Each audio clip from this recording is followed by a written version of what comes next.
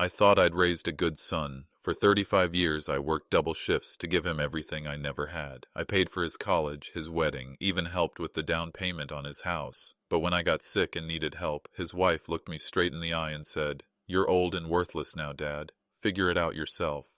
What she didn't know was that I'd been figuring things out my whole life, and 3 months later, when the lawyer read my will in that courtroom, her face went white as snow. If you've ever felt forgotten by the people you sacrificed everything for, don't forget to like, comment, and subscribe.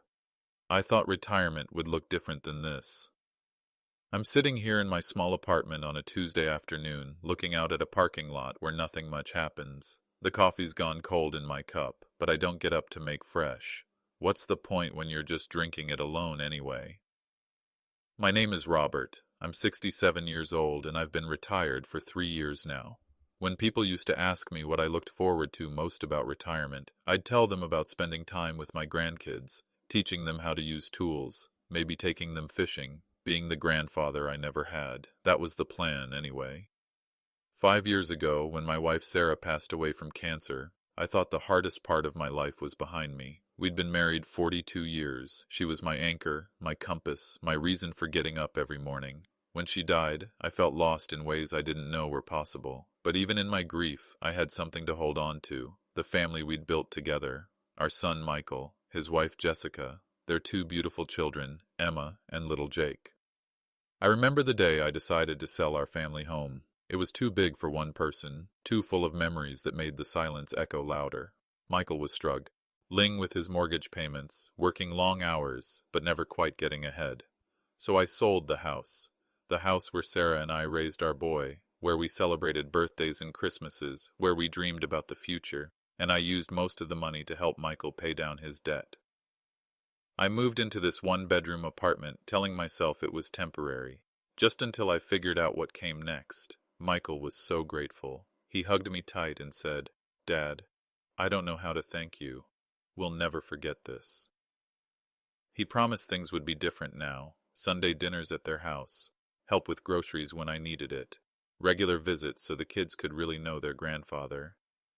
"You're going to be such a part of their lives," Jessica said, smiling.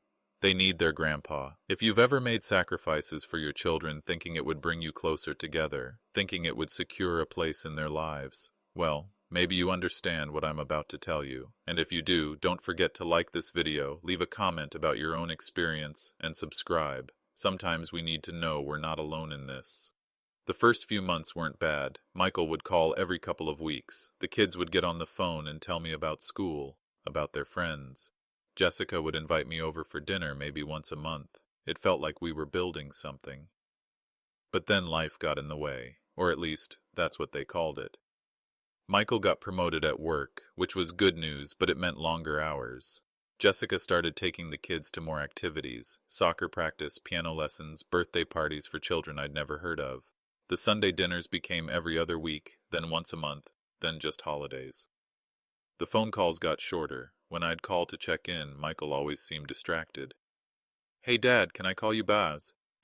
"We're just sitting down for dinner." Or, "Sorry Dad, but Jake has practice in 20 minutes and we're running late." I started timing my calls differently. Tried calling in the mornings before work, but they were rushing to get the kids ready for school. Tried calling in the evenings, but that was homework time, or bath time, or bedtime stories. Tried calling on weekends, but they were busy with yard work, or grocery shopping, or visiting Jessica's parents. There was always something. I began to understand that I wasn't really part of their daily life. I was peripheral, an obligation they checked off when they remembered, like paying a utility bill. My days took on a routine that Sarah never would have recognized. I'd make coffee for one, just 1 cup, because why make a full pot? I'd read the newspaper front to back, including the parts I didn't care about, just to fill time. I'd watch the morning talk shows, the ones Sarah used to hate. "Turn that noise off, Bob," she'd say. "Let's go work in the garden instead." But there's no garden here, just a small balcony where I keep a few plants that don't seem to thrive no matter what I do. Lunch was usually a sandwich and whatever soup was on sale at the grocery store. I'd eat while watching game shows, answering questions out loud to no one. The afternoons were the hardest. That's when the silence got heavy, when I'd catch myself listening for Sarah's footsteps or expecting the phone to ring. Dinner time was the worst. I'd heat up something simple, a frozen meal, maybe some leftover soup, and eat it while watching old sitcoms. Shows Sarah and I used to watch together, back when we'd laugh at the same jokes and she'd complain about the laugh track. "Real life isn't that funny, Bob," she'd say, but she'd be smiling when she said it. Now I watch those same shows alone, and they're not funny anymore. They're just noise to fill the quiet. On my mantel, I have photographs from better times. There's Michael in his graduation cap and gown, grinning like he owned the world. I remember how proud Sarah was that day. She cried during the ceremony, happy tears. "Our boy did it, Bob," she whispered. "He's going to have such a good life." There's his wedding photo, too. I walked him down the aisle because Sarah was already sick by then, too weak from the chemotherapy to do much more than sit in the front row and smile. But she was there. She wouldn't have missed it for anything. Michael looked so handsome in his tuxedo, and Jessica was beautiful in her white dress. They looked like the future, like hope. There are pictures of the grandchildren, too. Emma as a baby, red-faced and tiny in my arms. Jake taking his first steps in our old backyard, wobbling toward Sarah with his arms outstretched. They're older now, of course. Emma's 12 and Jake's 8. But when I look at these photos, I remember when they were small enough to sit on my lap, when they'd beg me to read them stories, when they'd fall asleep on my chest while we watched cartoons. I thought I was building something permanent. I thought love was enough to hold a family together. I thought if you sacrificed for your children, if you put their needs ahead of your own, if you showed up when they needed you, I thought that meant something. Maybe it did, once, but looking at these photos now feels like looking at evidence of someone else's life. A man who believed in Sunday dinners and birthday parties and phone calls that lasted longer than 5 minutes. A man who thought his love was returned in equal measure. That man seems naive to me now. Last Tuesday, the phone rang around dinner time. For a moment, my heart jumped the way it used to when I hoped it might be good news. Maybe Michael was calling just to talk. Maybe the kids wanted to tell me about their day. But when I answered, Michael's voice was tight with irritation. "Dad, I need a favor. Jess." Ika's mother was supposed to babysit tonight, but she just canceled. "We have this work dinner thing, and it's important for my career. Can you watch Emma and Jake for a few hours?" Not, "How are you, Dad?" Not, "I hope I'm not interrupting your dinner." Just the favor, delivered like I was a service he was calling. "Of course," I said, trying to keep the hurt out of my voice. "I'd love to see the kids. What time should I come over?" "We need to drop them off here. Jessica's already getting ready, and we don't have time to drive across town twice. Here, to my small apartment with no backyard, no game room, no space for children to really be children." "Okay," I said. "What time?" 20 minutes. And Dad? They'll probably be hungry. Maybe you could order pizza or something?" 20 minutes notice. After not seeing them for 3 weeks. After missing Jake's last soccer game because no one told me about it. After Emma's piano recital happened without me because I found out about it afterward when Michael mentioned it in passing during one of our brief phone calls. But I said yes because when you're a grandfather, you take what you can get. I hung up the phone and looked around my apartment, trying to see it through children's eyes. The furniture was old, worn, but clean. The television was small compared to the big screen at their house. There were no video games, no toys, no evidence that children were ever welcome here. 20 minutes later, they knocked on my door. Emma and Jake stood in the hallway looking uncomfortable, like they were visiting a stranger they were supposed to be polite to. Michael barely came inside, just long enough to remind me that the kids needed to be in bed by 9, that Emma had homework to finish, that Jake wasn't supposed to have too much sugar. "Thanks, Dad. We'll pick them up around 10:30.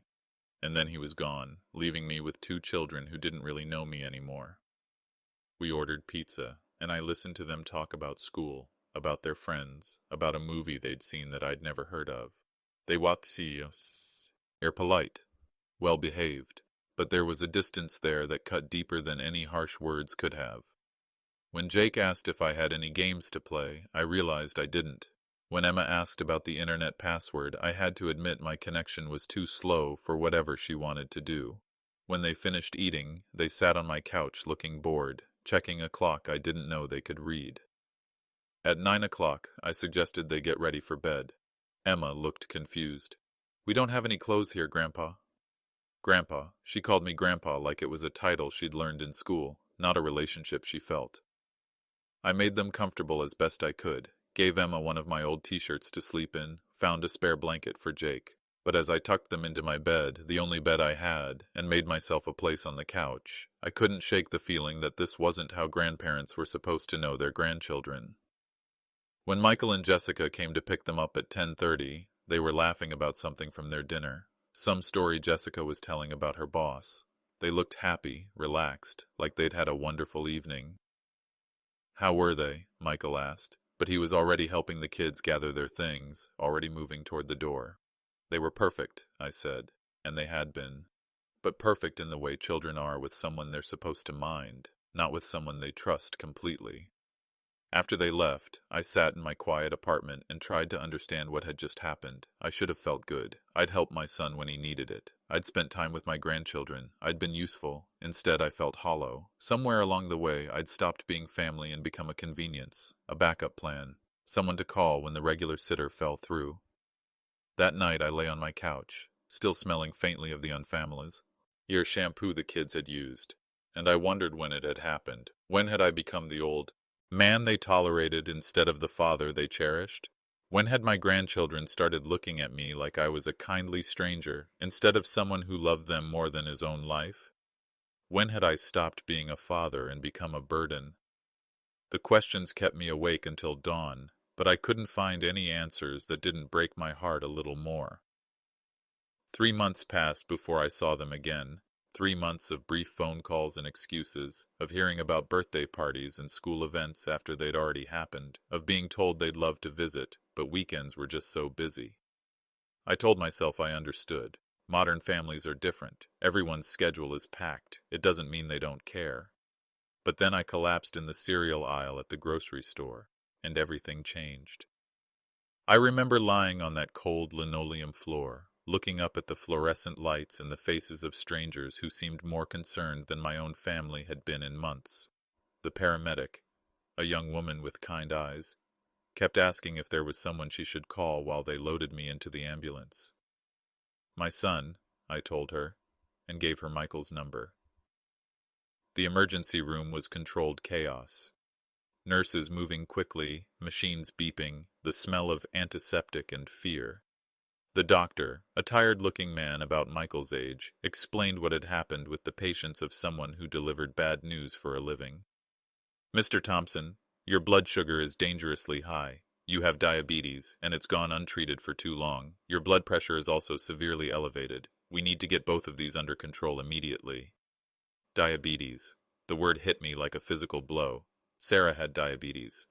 I watched her check her blood sugar every day, watched her count carbohydrates and measure portions. I watched it steal her energy bit by bit, watched her body betray her in small ways that added up to something devastating. "Will I started to ask, but couldn't finish the question. "With proper management, you can live well with this condition," the doctor said, "but it means significant changes. Your diet, your daily routine, monitoring your blood sugar multiple times a day. Do you have family who can help you adjust?" Family who can help. I thought about my empty apartment, about the long days with no one to call, about Michael's irritated voice on the phone when I'd asked for help reorganizing my kitchen. "Yes," I lied. "I have family." They kept me in the hospital overnight for observation, adjusting medications and running tests. From my bed, I called Michael's number with hands that shook from more than just the medication. Jessica answered on the fourth ring. "Hello?" Her voice carried that particular annoyance people have when they're interrupted by something they don't want to deal with. "Jessica, it's Bob. I'm in the hospital." A pause. Not the sharp intake of breath you'd expect from someone hearing that a family member was in danger. Just a pause, like she was calculating something. "What happened?" I explained about the collapse, about the diabetes diagnosis, about the changes I'd need to make. I tried to keep my voice steady, matter of fact, but I couldn't hide the fear completely. I was scared. Scared of managing this alone, scared of ending up like Sarah, scared of dying in my small apartment with no one to find me for days. When I finished, there was another long pause. "Well," Jessica said finally, "what do you want us to do about it?" The words hit me like a slap. What did I want them to do? Maybe show some concern for a man who'd helped raise their children. Maybe offer to pick up medications or help with grocery shopping while I learn to navigate this new reality. Maybe just say they were sorry this had happened. I thought you should know, I stammered. And maybe, when I get home, if you could help me figure out the grocery shopping? The new diet is complicated, and these medications make me dizzy sometimes. I heard her sigh heavily, the kind of sigh people make when someone asks them to do something they absolutely don't want to do. Michael's really busy with the new project at work, and the kids have soccer starting up. Plus, Emma's got that recital coming up. I don't know when we'd have time to go grocery shopping. Soccer. A recital. I hadn't heard about either of those things. Maybe I could come watch Emma's recital? I asked, hating how hopeful I sounded. It's during the day on a Wednesday, at the school. Probably not really your thing. Not my thing. Watching my granddaughter perform wasn't my thing. Can I talk to Michael? I asked. Another sigh. Hold on. I waited, listening to muffled voices in the background. I could hear Michael asking what was wrong, could hear Jessica's irritated explanation. Finally, he came to the phone. Dad, Jessica says you're in the hospital? Yes, Michael. I collapsed at the store. They say I have diabetes. Oh. A pause. Do you have insurance for this? I mean, hospital bills can be pretty expensive. Not, are you okay? Not, we'll be right there. Not even, I'm sorry to hear that. Just a question about insurance delivered with all the warmth of a customer service representative. Yes, I have insurance, I said quietly. Good, that's good. So what's the plan? When do you get out? Tomorrow morning, probably, but Michael, I'm going to need some help adjusting to all this. The medications, the diet changes. Yeah, Dad, the thing is, work is really crazy right now. This new client is demanding, and if I don't put in the hours, there are younger guys who will. You understand, right? I understood more than he knew. What about Jessica? Or maybe I could see the kids. I've missed them. Jessica's got her hands full with the kids' schedules, and you know how busy they are with school and activities. Too busy for their grandfather who'd just been diagnosed with a serious illness. Too busy for the man who'd paid for their father's education, their parents' wedding, their house. We talked for a few more minutes, but it was clear that Michael wanted to get off the phone. When we hung up, I stared at the ceiling tiles and wondered if this was how Sarah had felt when she was sick, alone even when surrounded by people who were supposed to love her. The next day, Jessica did visit, for exactly 20 minutes. She brought the kids, which should have made me happy, but Emma and Jake looked uncomfortable, the way children do when they're somewhere they don't want to be. They stood close to the door like they might need to escape quickly. Jessica spent most of the visit scrolling through her phone, occasionally looking up to tell the kids not to touch anything. When Jake asked why I was in the hospital, she shushed him. Grandpa's fine, she said without looking up from her screen. Just old people stuff. Old people stuff. Like diabetes was something that happened to you automatically at a certain age, not a serious condition that required lifestyle changes and family support. Emma, bless her heart, tried to make conversation. Grandpa, why do you look so tired? Before I could answer, Jessica looked up sharply. Emma, don't ask personal questions. But it wasn't personal. It was the most normal question in the world. I looked tired because I was tired. Tired of being sick, tired of being alone, tired of pretending that my family's indifference didn't hurt. When the 20 minutes were up, and Jessica actually checked her watch, she gathered the kids with obvious relief. Feel better, Dad, she said, but she was already moving toward the door. After they left, I lay in had hospital bed and realized something devastating. I didn't have a support system. The discharge nurse, a kind woman named Maria, asked about my home situation, my family support, my plan for managing the diabetes. I gave her the answers I thought she wanted to hear, but she saw through them. Mr. Thompson, she said gently, managing adult-onset diabetes isn't something you should do alone, especially at your age. Are you sure you have people who can help you? The concern in her voice, real concern from a stranger, almost broke me. I'll be fine, I said. She looked at me for a long moment, then quietly slipped me some information about senior services, meal delivery programs, support groups for people with diabetes. Her kindness was more than I'd received from my own family. That night, back in my apartment with a bag full of new medications and a list of dietary restrictions longer than my grocery list used to be, I sat at my kitchen table and finally let myself cry. Not the dramatic sobbing you see in movies, just quiet, defeated tears that came from somewhere deep inside where I'd been storing up years of disappointment and loneliness. Tears for the man I used to be, the father I thought I was, the grandfather I'd hoped to become. I thought about Sarah and wondered if she could see me now, could see what had become of the family we'd built together, the son we'd raised with such love and hope. We used to talk about our golden years, about being grandparents, about Michael bringing his children to visit and filling our house with laughter again. "We're going to spoil those grandbabies rotten," Sarah used to say, and then send them home hyped up on sugar and love. But Sarah never got to spoil anyone. She died before Emma was old enough to remember her, before Jake was even born. And now I was sick too, alone with a condition that scared me, trying to figure out blood sugar monitors and carbohydrate counting with no one to help me understand the instructions. I looked at those family photos on my mantle, the same photos I'd been looking at for months, but now they felt different. They felt like evidence of a different life, a different man who believed that love was enough to hold people together. That man seemed naive to me now. He'd believed that if you sacrificed for your children, if you put their needs ahead of your own, if you showed up when they needed you, they'd show up when you needed them. He'd been wrong. The diabetes was manageable, the doctor had said. With proper diet, exercise, medication, and support, I could live well with this condition. But lying in my empty apartment that night, surrounded by pill bottles and medical instructions, I realized that the diagnosis wasn't the worst part of this experience. The worst part was discovering that when I needed my family most, they weren't really my family anymore. They were just people who shared my name and felt obligated to visit me in the hospital for 20 minutes. The diabetes took some getting used to. Every morning, I'd prick my finger and watch the little drop of blood get sucked up by the test strip. The meter would beep and show me a number that meant everything and nothing all at once. Too high meant I'd miscalculated something the day before. Too low meant I might pass out. Sarah used to do this same routine every morning. I watched her for years, but I never really understood the constant vigilance it required until I was doing it myself. The medications made me dizzy, especially when I stood up too quickly. I learned this the hard way when I fell trying to reach a can of soup from the top shelf in my kitchen. Nothing broken, just bruised ribs and wounded pride. But it scared me enough to realize I needed help reorganizing things. 2 weeks after coming home from the hospital, I swallowed what was left of my pride and called Michael. "Hey, Dad, what's up?"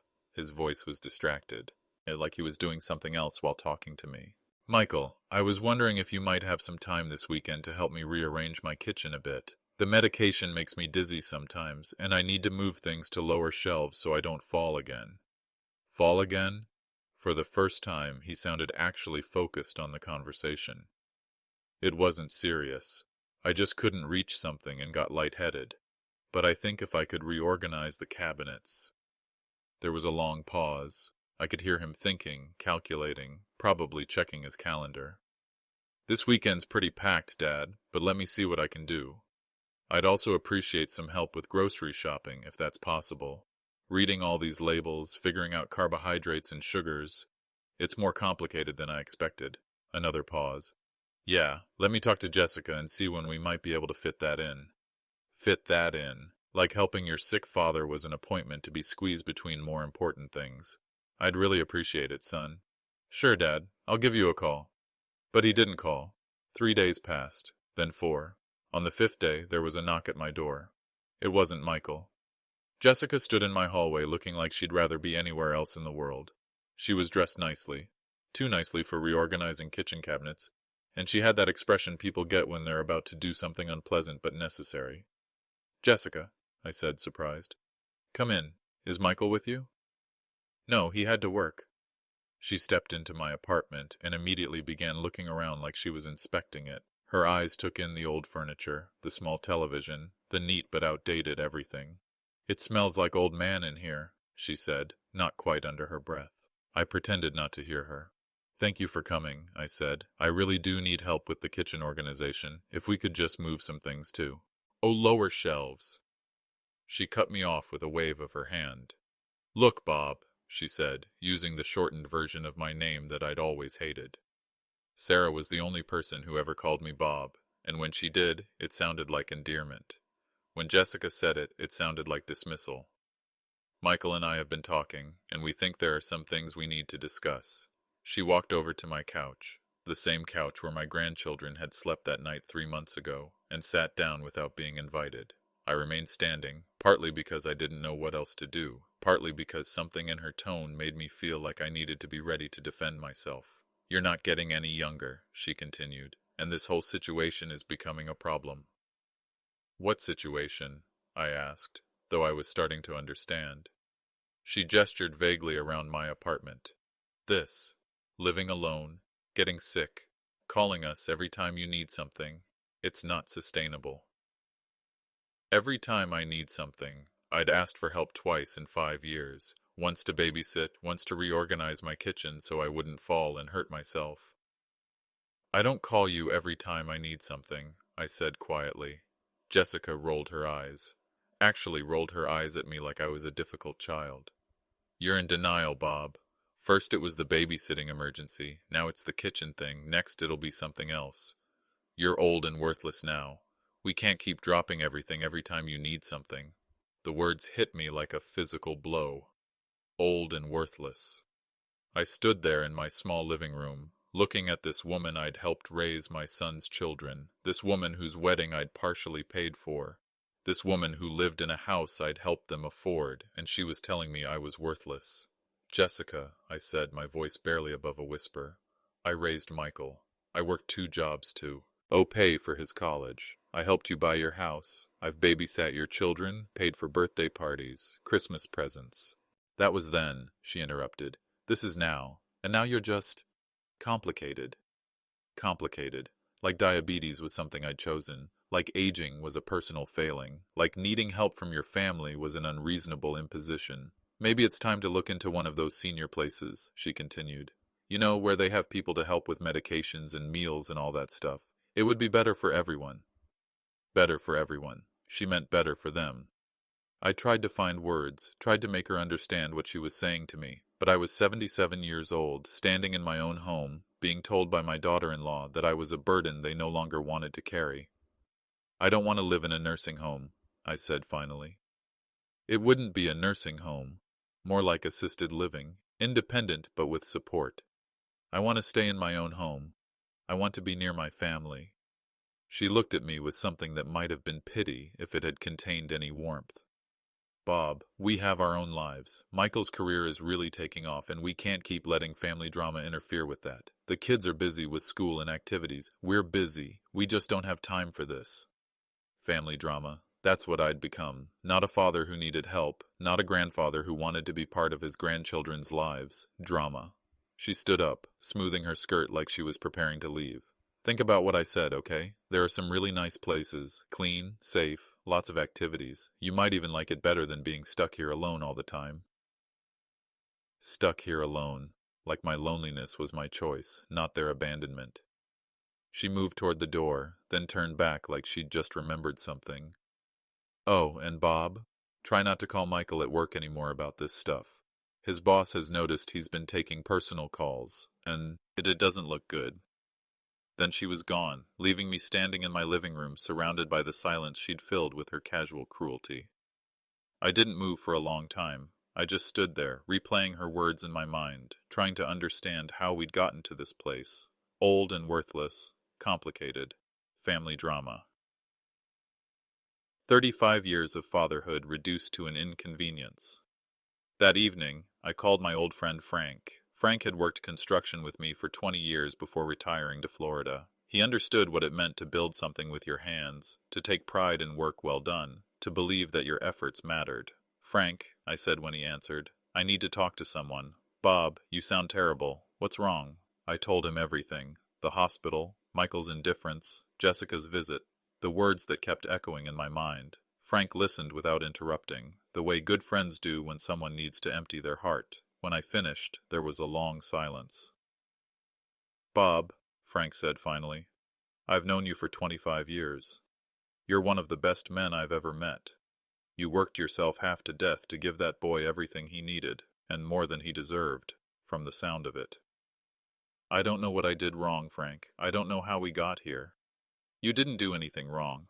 Some people show you who they really are when you need them most, and maybe it's time you showed them who you really are too. I didn't understand what he meant at the time. What am I supposed to do? I asked. You're supposed to stop letting them treat you like you don't matter. You're supposed to remember that you built a life, you raised a son, you worked hard and saved money and have more to offer this world than being a convenient babysitter or an inconvenient obligation. After we hung up, I sat in my kitchen as the sun set outside my all window. For the first time since Sarah died, I felt something other than sadness or confusion or fear. I felt angry. Not the explosive, destructive kind of anger, but the cold, clear anger that comes when a man realizes he's been taken for granted. The kind of anger that sharpens your thinking instead of clouding it.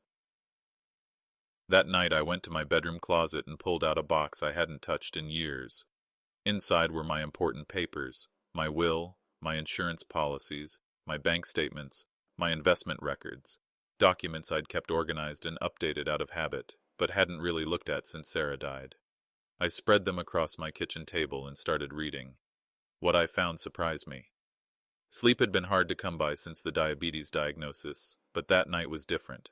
Instead of lying awake worrying about blood sugar levels or medication schedules, I was thinking with a clarity I hadn't felt in months.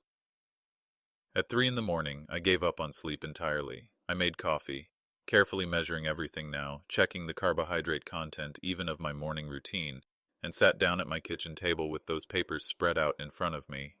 The will was straightforward, everything to Michael, with provisions for the grandchildren's education, standard stuff that Harold, my lawyer, had helped me put together after Sarah died. But looking at it now, in the harsh light of Jessica's words, it felt like a different document entirely. The insurance policies were more generous than I'd remembered. Sarah's life insurance had paid out well, and I'd barely touched it. My own policy through the construction company was substantial too. When you work dangerous jobs for 40 years, you learn to plan for the worst. But it was the investment statements that really opened my eyes. The construction company I'd worked for had an excellent retirement plan, better than most. They matched contributions, and I'd always maxed out what I could put in. Sarah and I lived carefully, spent thoughtfully, saved religiously. While other families were buying boats and taking fancy vacations, we were putting money away for the future that was now. I added up the numbers twice, then a third time, because I couldn't believe what I was seeing. Between the retirement accounts, the life insurance, the savings, and the proceeds from selling our family home, I was sitting on almost $500,000. The irony wasn't lost on me. Jessica had called me worthless while I was sitting on more money than Michael made in 5 years. But the real revelation wasn't the amount. It was the realization that I'd been living like a poor man while acting like one too.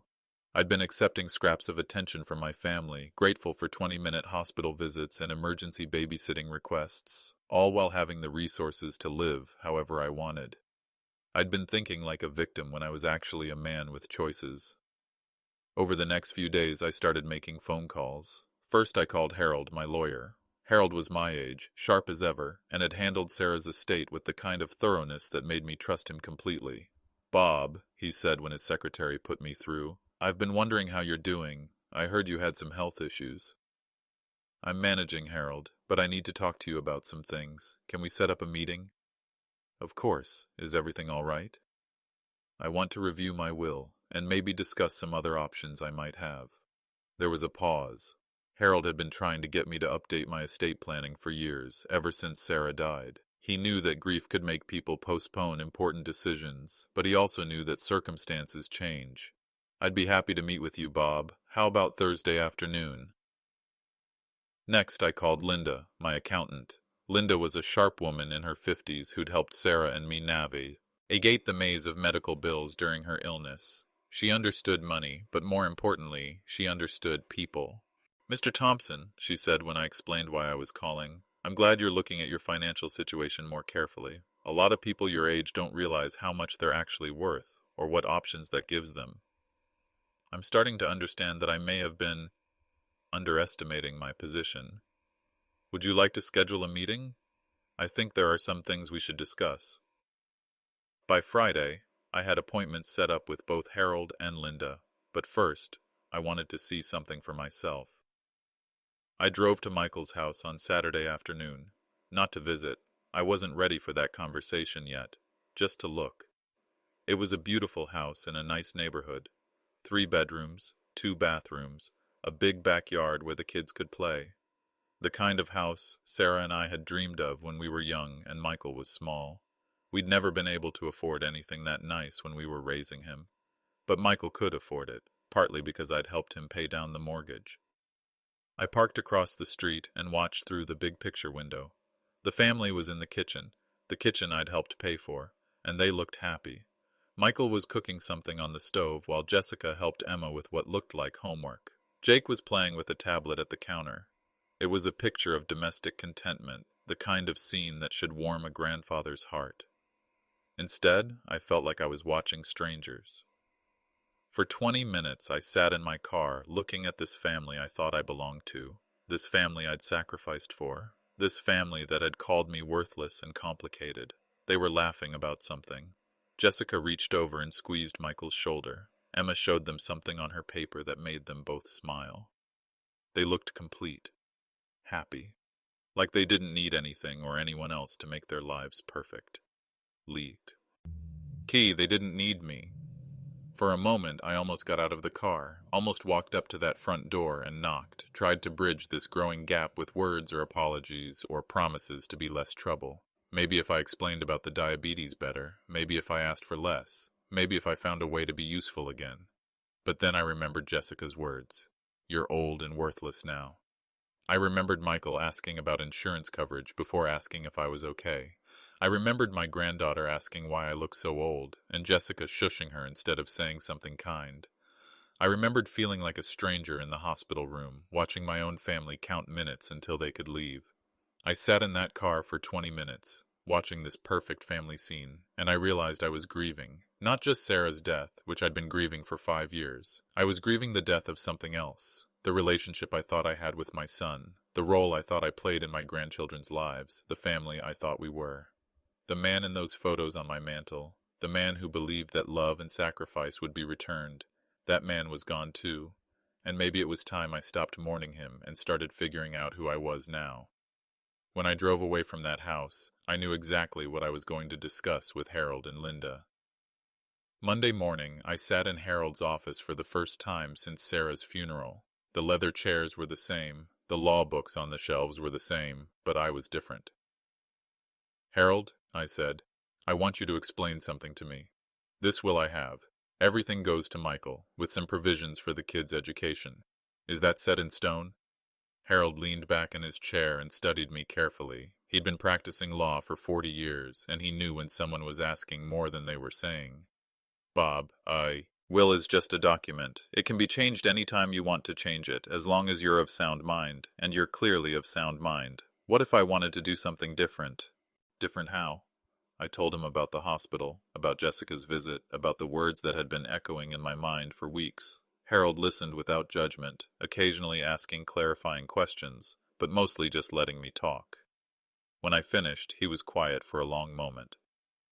Bob, I've seen a lot of family situations in my 40 years of practice. Money has a way of showing people's true character, both when they have it and when they expect to inherit it. What are my options? Harold pulled out a legal pad and started making notes. Well, you could change your will entirely. Leave your estate to charity, to friends, to causes you believe in. You could set up conditional bequests, money that only goes to people if they meet certain requirements. You could create trusts with specific purposes. He paused, looking at me seriously. But Bob, are you sure this is what you want? Sometimes families go through difficult periods. People say things they don't mean when they're stressed or overwhelmed. I thought about that. Had Jessica just been having a bad day when she called me worthless? Had Michael just been distracted by work pressure when he showed no concern for my health? Then I thought about the months of increasing distance, the brief phone calls, the forgotten events, the 20-minute hospital visit, the pattern of treating me like an obligation instead of a person. Harold, when someone shows you who they are, you should believe them. He nodded slowly. In that case, let me explain some of your options. We spent 2 hours going through possibilities I'd never considered. Charitable trusts, conditional bequests, ways to ensure that my money went to people who would use it to help others, not just to make their own lives more comfortable. Harold also mentioned something called an ethical will, not a legal document, but a letter explaining your decisions to the people affected by them. Sometimes people need to understand not just what you decided, but why you decided it. By the time I left Harold's office, I had a clear picture of what I wanted to do, but first, I had one more meeting. Linda's office was more modern than Harold's, all glass and steel and computers. She greeted me with the same warmth she'd always shown, but I could see the concern in her eyes. "Mr. Thompson," Harold called and said you might want to discuss some financial planning options. "Linda, I want you to help me understand exactly what I'm worth and what that means for my options going forward." We spent the afternoon going through every account, every investment, every asset. Linda was thorough, showing me not just what I had, but what it could generate in income, what my options were for managing it, what my long-term financial security looked like. "Mr. Thompson, you're in a very good position financially. You could live comfortably for the rest of your life, even with increased medical expenses. You could also afford to be generous to causes or people you care about. What if I wanted to help my grandchildren, but not my son and his wife?" Linda didn't blink. She'd clearly seen family complications before. "There are ways to structure gifts or trusts that benefit grandchildren directly, without going through their parents. College funds, trusts that mature when they reach adulthood, things like that. And what if I wanted to support organizations that actually help people? There are very tax-effective ways to do that. Charitable giving can be structured to provide you with income during your lifetime while ultimately benefiting causes you believe in." When I left Linda's office, I felt something I hadn't felt in months. I felt powerful. Not the kind of power that comes from controlling other people, but the kind that comes from understanding your own worth and having the resources to act on your values. That evening, I called Frank and told him about my meetings. "Good for you, Bob," he said. "It sounds like you're starting to remember who you are." "I think I am, Frank. For the first time since Sarah died, I feel like I have some control over my life." "What are you going to do?" "I'm going to show them exactly what worthless looks like." For the first time in months, I slept through the night. Harold's office smelled the same as it had 20 years ago when Sarah and I first came here to write our wills. Leather, coffee, and the particular mustiness of old law books. But everything else was different now. Harold was grayer, more lined around the eyes, but his mind was sharp as ever. And I wasn't the naive man who'd assumed love and family loyalty were the same thing. "Bob," he said as I settled into the familiar leather chair across from his desk, "I've given a lot of thought to our conversation last week. Before we proceed, I want to make sure you're certain about this direction." I'd been thinking about it too. Every morning when I checked my blood sugar alone in my small apartment, every evening when I ate dinner watching sitcoms Sarah and I used to enjoy together, every time the phone didn't ring with grandchildren asking to visit their grandfather. "I'm certain, Harold." He opened a thick folder and pulled out his legal pad, already covered with notes from our previous meeting. "Let's talk about the Children's Hospital first. You mentioned that Sarah volunteered there." The Children's Hospital. Sarah had spent 2 mornings a week there for nearly 10 years, reading to kids who were stuck in beds far from home, playing simple games with children who were scared and hurting. She'd come home with stories that broke my heart and filled it at the same time. "She used to say those kids didn't choose to be sick," I told Harold. "She said they deserved every bit of joy anyone could give them." "A bequest to the Children's Hospital would help a lot of kids," Harold said. "And it would be a lasting tribute to Sarah's memory." We talked about amounts, about how the money could be designated, about what kind of impact it might have. Harold was thorough, making sure I understood exactly what I was doing. "Now, what about the scholarship fund?" The community college where I'd learned carpentry. Not many people knew that story. I'd dropped out of high school to work and help support my family, but when I was 30 and Michael was small, I'd gone to night classes to learn proper carpentry techniques. It had made all the difference in my career, opened doors that might have stayed closed. "There are kids who need a chance," I said. "Kids who want to learn a trade, who want to work with their hands and build something real. Kids whose families can't afford to send them to 4-year colleges." Harold made more notes. "We can set up an endowed scholarship fund. It would provide opportunities for students every year, in perpetuity." The senior center came next, the place where I'd started eating lunch, not because I couldn't afford food, but because I was tired of eating alone. They served meals to people like me, widows and widowers who'd outlived their spouses and been forgotten by their families. A lot of those people worked hard their whole lives, I told Harold. They raised families, paid taxes, contributed to their communities. They shouldn't have to eat alone just because they got old. Harold nodded. Nutrition programs for seniors are always underfunded. A significant donation could make a real difference. Then we came to the harder part. What about your grandchildren, Bob? I thought about this the most. Emma and Jake didn't choose their parents. They were innocent in all of this, just children being raised by people who saw their grandfather as an inconvenience. I want to set up a educational trust for them, I said. Money they can access when they turn 18, but only if they want a relationship with me while I'm still alive. Harold raised an eyebrow. That's an interesting condition. It's not about buying their love, Harold. It's about giving them a choice their parents took away from them. If they grow up and decide they want to know their grandfather, the money will be there for college, for starting their lives. If they don't, well, at least it won't go to people who called me worthless. Harold was quiet for several minutes, making notes and thinking.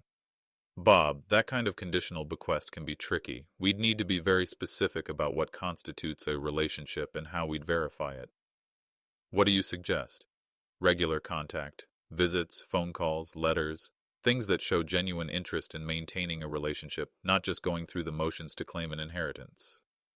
We worked out the details. The trust would be managed by Harold's firm, with clear guidelines about what qualified as maintaining a relationship. The kids would be informed about the trust when they turned 16, old enough to understand what it meant and make their own choices. And what about Michael and Jessica? This was the moment I'd been building toward, the decision that would define how this story ended. Harold, I want you to include a specific provision in the will.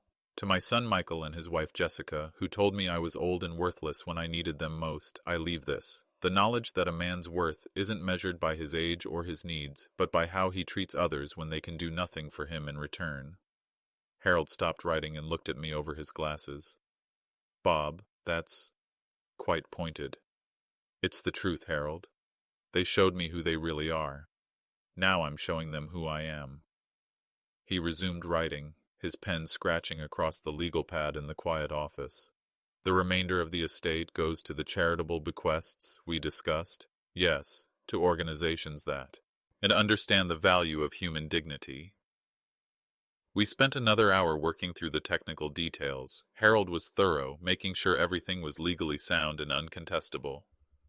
He'd seen enough family drama to know that bitter relatives sometimes try to challenge wills in court. Then he brought up something I hadn't considered. Bob, have you thought about your medical directives and power of attorney? I hadn't, not really. When Sarah died, I'd automatically assumed Michael would make medical decisions for me if I couldn't. It seemed natural. He was my son, my next of kin. Currently, Michael has power of attorney for your healthcare decisions, Harold continued. Given what you've told me about their attitude toward your medical needs, the implication hit me like a cold wind. Someone who called me worthless might not have my best interests at heart when making life or death decisions about my care. What do you recommend? We can change your power of attorney to my firm. We're experienced in healthcare advocacy, and we'd follow your specific wishes rather than making decisions based on other considerations. Other considerations, like whether keeping me alive was convenient or expensive or emotionally draining for people who'd already written me off.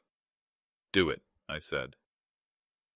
Harold prepared the paperwork, and I spent time writing out detailed instructions about my care preferences, my wishes for end-of-life decisions, my thoughts about quality of life versus quantity of life. It was sobering work, but necessary. As I was getting ready to leave, Harold asked one more question. Bob, are you sure this is what you want? These decisions are reversible while you're alive, but they'll have permanent consequences for your relationships with Michael and Jessica. I thought about that. Was I burning bridges that might someday be rebuilt? Was I letting hurt feelings doctor?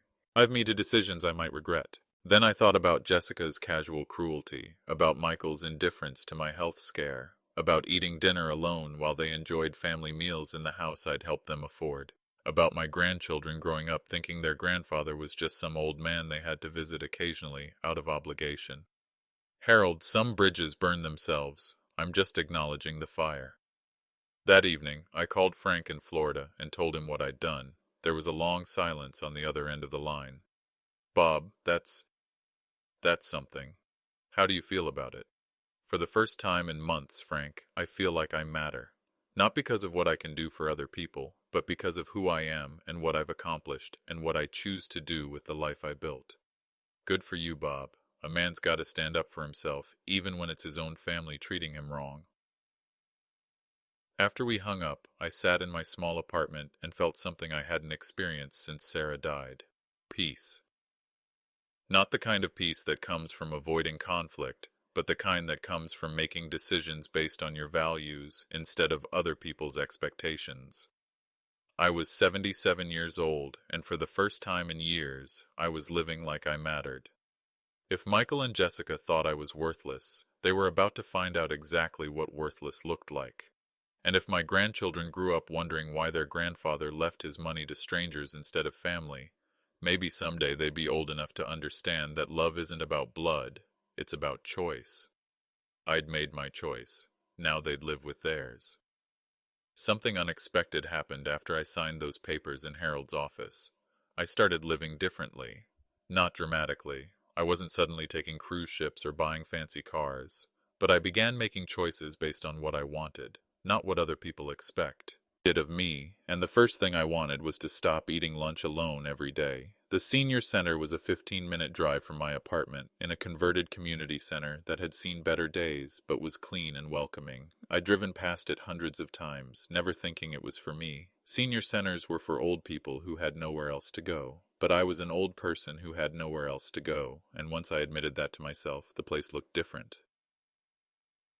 The lunch program ran Monday through Friday, serving meals to anyone over 60 for a small donation. The first day I went, I felt awkward and out of place. Everyone seemed to know each other, seemed to have their regular tables and their established routines. A woman named Dorothy, who had to be 80 if she was a day, saw me standing uncertainly with my tray and waved me over to her table.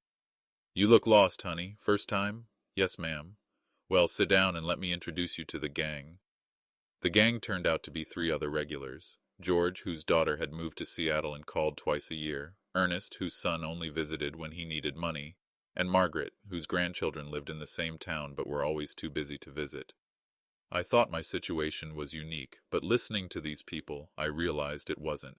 The abandonment, the loneliness, the feeling of being discarded by the people you'd raised and sacrificed for, it was epidemic among people our age. But here's the thing I hadn't expected. We didn't sit around feeling sorry for ourselves. George told stories about his career as a high school principal, the kids he'd helped graduate, the troubled teenagers he'd turned around. Ernest talked about his time in Vietnam, the men he'd served with, the brotherhood that had sustained him through the worst experiences of his life. Margaret shared photos of the quilts she made, beautiful, intricate work that she donated to homeless shelters. These weren't broken people. They were people with rich lives and valuable experiences who happened to have ungrateful families. After a few weeks, I started looking forward to lunch at the senior center. Not just for the food, which was simple but good, but for the conversation, the sense of belonging somewhere, the reminder that I was more than just someone's inconvenient father. One afternoon, Margaret mentioned that the local food bank needed volunteers. "They're always looking for people who can help sort donations and load delivery trucks," she said. "It's not easy work, but if you've got a strong back." I'd been looking for something to do with my time, something that felt useful. The next week, I showed up at the food bank and introduced myself to the coordinator, an energetic woman named Susan, who looked grateful to see me. "Can you lift 50-pound boxes?" she asked. "I've been lifting heavy things for 50 years, I told her. "I think I can manage." The work reminded me of construction, practical, necessary, requiring your hands and your back and your attention to detail.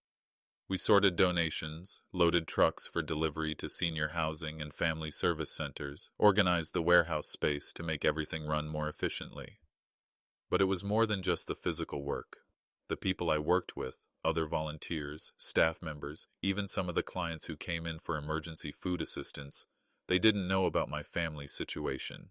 They didn't know about Michael's indifference or Jessica's cruelty or my grandchildren's polite distance. They just knew that I showed up when I said I would, that I worked hard, that I could be counted on, and that meant something to them. Susan started assigning me to help with deliveries to senior housing complexes, places where elderly people lived in small apartments not unlike mine, but with even less family support. I'd help carry grocery boxes upstairs, chat with people who were grateful for both the food and the conversation. "You're a blessing, Robert," one elderly woman told me. "Most people our age, they just get forgotten. But you're here helping us, making sure we don't go hungry. That means more than you know." It meant more than she knew, too. Meanwhile, my relationship with Michael and Jessica continued its slow deterioration. Michael called occasionally, brief conversations where he asked how I was feeling, and I said fine, and we both pretended that was sufficient communication between a father and son. Jessica didn't call at all, which was actually a relief. Every conversation with her felt like walking through a minefield, waiting for the next casual cruelty. But I did see my grandchildren one more time, about a month after I'd signed the new will. Michael called on a Saturday morning, sounding harried. "Dad, I hate to ask, but we're in a bind. Jessica's sister is in town, and we promised to take her sightseeing. Could you possibly watch Emma and Jake for a few hours?" The old me would have said yes immediately, grateful for any time with my grandchildren regardless of the circumstances. The new me paused to consider what was really being asked. "Where would you want me to watch them?" "Could they come to your place? We'd pick them up around 6. So I was good enough to babysit when they were in a bind, but not good enough to be invited to family meals or included in their regular lives. "All right," I said, "bring them over." When they arrived, Emma was 12 and beautiful, with Sarah's eyes and Michael's stubborn chin. Jake was 8, all energy and curiosity. They were polite to me, the way children are polite to adults they don't know well but are supposed to respect. I made them lunch and tried to engage them in conversation. Emma told me about SC. Hool, about her friends, about a book report she was working on. Jake showed me a game on his tablet, patiently explaining rules I couldn't quite follow. They were good kids, sweet kids, but there was a distance there that cut deeper than any harsh words could have. "Grandpa," Emma said as we were cleaning up after lunch, "how come you don't come to our house anymore?" The question caught me off guard. I tried to think of an answer that was honest, but wouldn't hurt her. "Well, sweetheart, your parents are very busy with work and your activities. I don't want to be in the way." "But you wouldn't be in the way. Jake and I like it when you visit." I looked at this beautiful child who had no idea her mother had called me worthless, who didn't understand the adult complexities that had poisoned her parents' relationship with me. "I like visiting with you too, Emma, very much. Maybe you could come to my piano recital next month? I'm playing a song by Chopin." I didn't know there was a piano recital next month. No one had told me about it. "I'd love to come if I'm invited," I said carefully. She looked confused. "Why wouldn't you be invited? You're our grandfather." Out of the mouths of babes. When Michael and Jessica came to pick them up, I mentioned the recital to Jessica. "Oh, that," she said dismissively. "It's during the day at the school. Probably not really your thing." Emma looked from her mother to me, confusion clear on her young face. "But Mom, Grandpa said he'd like to come." "We'll see, honey. It depends on scheduling." As they left, Emma hugged me tight. "I hope you can come to my recital, Grandpa. I've been practicing really hard." After they were gone, I sat in my quiet apartment and thought about what I was losing. Those children were growing up, developing their own personalities and interests and dreams, and I was missing all of it. By the time they were old enough to seek me out on their own, if they ever did, I'd be a stranger to them. But I also thought about what I'd gained: purpose at the food bank, friendship at the senior center, the respect of people who valued what I had to offer instead of seeing me as a burden. The next week, Harold called with news that wasn't entirely surprising. "Bob, I thought you should know. Michael has been calling the office, asking questions about your estate planning." "What kind of questions?" "He wanted to know if you'd updated your will recently, if there were any changes he should be aware of." I told him I couldn't discuss client confidentiality, but he seemed concerned. Concerned. That was one way to put it. "He expected to inherit," Harold continued, and he's starting to worry that might not happen. I wasn't surprised. Jessica had probably been calculating their future inheritance for years, planning how they'd spend money I hadn't even died to leave them yet. The idea that their financial assumptions might be wrong would definitely cause concern. What did you tell him? Nothing specific, just that clients update their estate plans regularly and that he'd be informed of anything that directly affected him when the time came.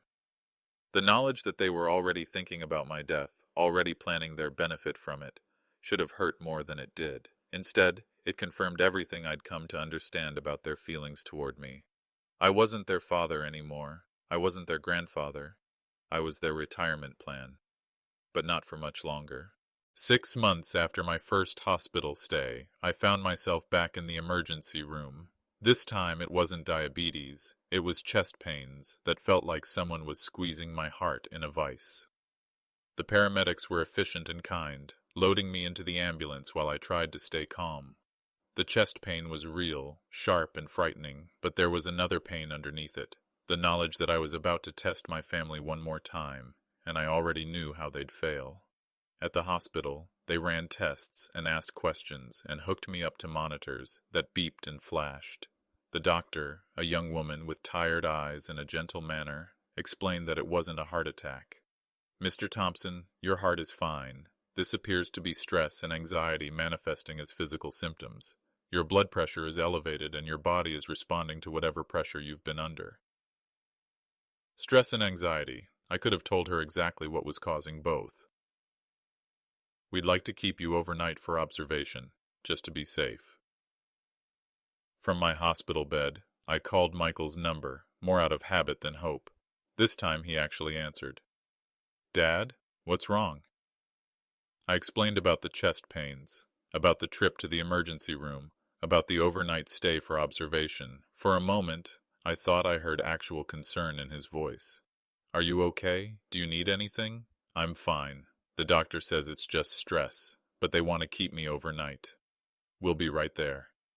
And they came, both of them. Michael looked genuinely worried as he walked into my room, and for a moment I felt a flicker of hope that maybe we could find our way back to being a real family. But Jessica was with him, and I could see something calculating in her eyes as she looked at the monitors, the IV line, the hospital bed that made me look smaller and more fragile than I was.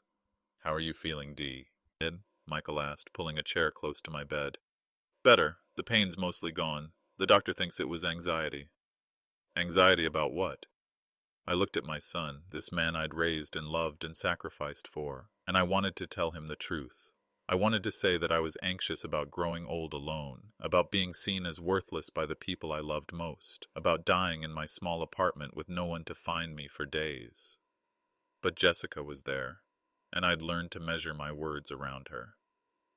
Just health concerns, I guess. Getting older, managing the diabetes, normal worries.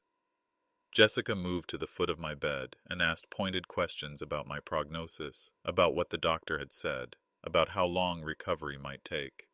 Her tone was casual, but there was something underneath it that made me uncomfortable. When the doctor came in to check on me, Jessica peppered her with questions. "Is this kind of thing likely to happen again? What's the long-term outlook? Are there warning signs we should watch for?"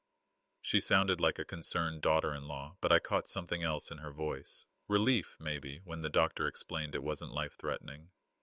That night, as visiting hours were ending, Jessica leaned close to my bed and said something that sealed everything I'd been thinking about them. "You know, Bob, if something happens to you, we need to know where your important papers are, for the kids' sake." She wasn't even pretending anymore. I was lying in a hospital bed, scared and vulnerable, and she was already planning my funeral, worried about securing their inheritance. "My important papers? Your will, insurance policies, bank information, that stuff. If something happened, Michael would need to handle everything quickly. You know how complicated these things can get." Michael stood behind her, saying nothing, not correcting her insensitive timing, not telling her this wasn't the appropriate moment for such conversations. His silence was complicity. "I'll think about it," I said quietly. After they left, I lay in that hospital bed, staring at the ceiling tiles, thinking about what had just happened. My own family had visited me in the hospital not to comfort me or show concern for my well-being, but to start planning how to benefit from my death. The next morning, a young nurse named David helped me with my discharge paperwork. He was kind and patient, explaining my medications and follow-up care with genuine concern for my well-being. Do you have someone to help you at home, Mr. Thompson? These anxiety episodes can be recurring if the underlying stress isn't addressed. I realized that this stranger, this young man who'd known me for 12 hours, was showing more care for my well-being than my own son had. I'll be fine, I told him. Michael had to leave for a work emergency before my discharge, so I took a taxi home. Sitting in the back seat, watching the city pass by my window, I made a decision. When I got to my apartment, I called Harold. "Bob, I heard you were in the hospital. Are you all right?" "I'm fine, Harold, but I want to finalize everything we discussed, and I want to arrange something special." "What do you have in mind?" "When the time comes, I want Michael and Jessica to be present when the will is read. I want to see their faces when they understand what their treatment of me has cost them." Harold was quiet for a moment. He'd seen enough family drama in his 40 years of practice to understand exactly what I was asking for. "Bob, are you absolutely certain about this? Once we do this, there's no going back." "Harold, they showed me who they really are. Now I want to show them who I am." "All right, I'll prepare everything." That evening, I sat in my chair looking at those family photos one more time. The man in those pictures, the young father holding his infant son, the proud parent at graduations and weddings, the grandfather, delighting in small children. That man had believed in family loyalty. He'd believed that love and sacrifice would be returned, that treating people well would make them treat you well in return. That man wasn't wrong to believe those things. They were good beliefs, worthy beliefs. But he'd been naive about human nature. Some people take kindness as weakness. Some people see generosity as stupidity. Some people believe that love is something they're entitled to without reciprocation. I wasn't bitter about learning this. I was clear. There's a difference. I took the photos down from my mantle and packed them away carefully. Not because I didn't treasure the memories, but because I was done living in them. Tomorrow, I would start the final chapter of this story. And for once, I was the one writing it. The man who'd been called worthless was about to show them exactly what worthless looked like. And maybe someday, when my grandchildren were old enough to understand, they'd learn that love isn't about blood or obligation, it's about choice. I'd made mine. Now they'd live with theirs. The call came on a Tuesday morning, exactly 1 year after Jessica had stood in my living room and called me worthless. Harold's voice was gentle but professional. "Bob, I think it's time." My latest health scare had been real this time. Not stress, but a mild stroke that left me weak and confused for several days. I was recovering, but slowly, and everyone, including me, knew that my time was becoming finite. "I'm ready, Harold." "I've prepared everything as we discussed. The will reading is scheduled for Friday afternoon in the conference room. Michael and Jessica think they're coming to discuss your estate and perhaps your funeral arrangements. They have no idea what's actually waiting for them. None whatsoever." I spent my remaining days in the hospital surrounded by people who'd chosen to care about me. Dorothy from the senior center brought me crossword puzzles and gossip from the lunch crowd. Susan from the food bank stopped by with updates about our latest delivery routes. Even some of the seniors I'd delivered groceries to came to visit, bringing homemade cookies and get well cards. Frank flew up from Florida, the first time I'd seen him in person since Sarah's funeral. We sat together in my hospital room talking about the old days, about construction jobs and stubborn foremen and the satisfaction of building something that would last. "You know, Bob," Frank said, "Sarah would be proud of what you're doing. She never could stand people who took advantage of kindness. I hope she can see how this ends." Oh, she can see it. And she's probably laughing her ass off. When Friday came, I insisted on being there despite my doctor's protests. Harold had arranged for a wheelchair, and I was determined to witness the conclusion of this story I'd been writing for a year. The conference room at Harold's law firm was exactly as I remembered it. Dark wood, leather chairs, law books lining the walls. Michael and Jessica arrived precisely on time, dressed appropriately somber. Jessica was even carrying tissues in her purse, preparing for the grief she expected to perform. But I caught her checking her phone twice while Harold explained the legal proceedings, probably already planning how to spend money she thought was coming her way. Harold began formally, reading the standard legal language that opened such proceedings. Michael and Jessica listened politely, occasionally glancing at me with what might have been sympathy if it had contained any genuine feeling. Then Harold reached the first bequest. To the Children's Hospital, where my beloved wife Sarah volunteered for 10 years, I leave the sum of $100,000 to be used for the comfort and care of young patients and their families. I watched Jessica's face carefully. Confusion flickered across it, but not alarm, not yet. Harold continued. To the Community College Scholarship Fund, to provide educational opportunities for students pursuing careers in the skilled trades, I leave the sum of $75,000. Now Jessica's practiced smile was starting to waver. To the Senior Center Nutrition Program, which provides meals and fellowship for elderly community members, I leave the sum of $50,000. Michael was leaning forward now, doing math in his head, starting to understand that significant portions of what he'd expected to inherit were being given away. But it was the next provision that made Jessica's face go white, just like I'd known it would. For my grandchildren, Emma and Jake, I have established educational trusts in the amount of $50,000 each, to be available to them when they reach the age of 18, provided they have maintained a meaningful relationship with their grandfather during his lifetime. Jessica's mouth opened and closed like a fish gasping for air. The condition on the children's trusts wasn't about buying their love, it was about giving them a choice their parents had taken away. But Jessica understood immediately that by keeping the children away from me, she'd likely cost them their inheritance too. What about us? Michael finally found his voice. What about Jessica and me? Harold looked at them over his glasses, and I saw something that might have been satisfaction flicker across his professional expression. To my son Michael and his wife Jessica, Harold read, his voice clear and steady, who told me I was old and worthless when I needed them most, I leave this, the knowledge that a man's worth isn't measured by his age or his needs, but by how he treats others when they can do nothing for him in return.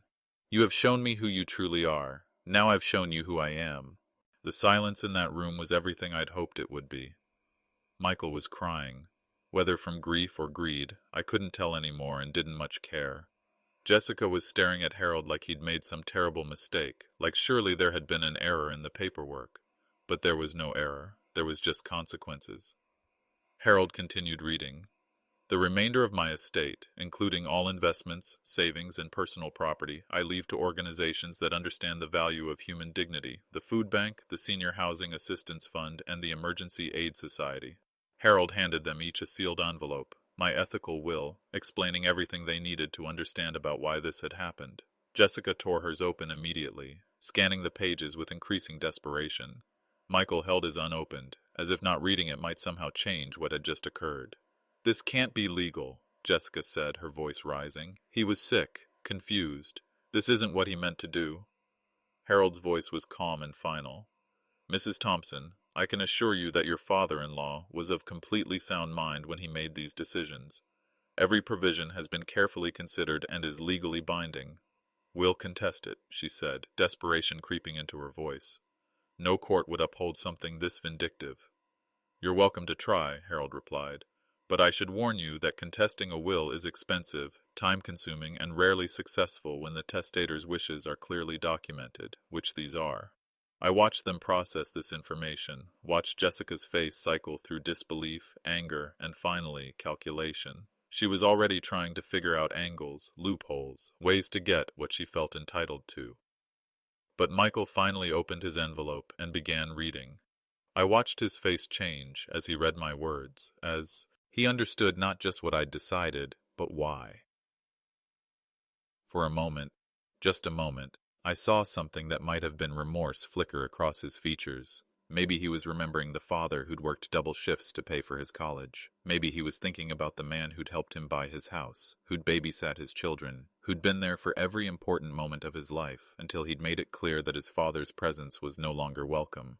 Or maybe he was just doing math, calculating how much money his family's indifference had cost him. As they prepared to leave, Jessica was already hissing at Michael about lawyers and challenges, and surely there was something they could do. But Harold had been thorough. The will was ironclad, my intentions were clear, and my reasons were well documented.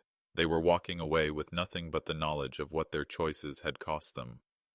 Michael turned back at the door, and for just a moment I saw the little boy I'd raised, the child who'd sat on my lap for bedtime stories, who'd helped me in the garage on weekends, who'd cried when he scraped his knee and I'd kissed it better.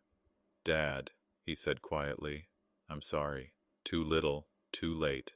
But still, the first genuine emotion I'd heard from him in years. "I know you are, son. But sorry doesn't undo the year I spent eating dinner alone while you lived in the house I helped you buy.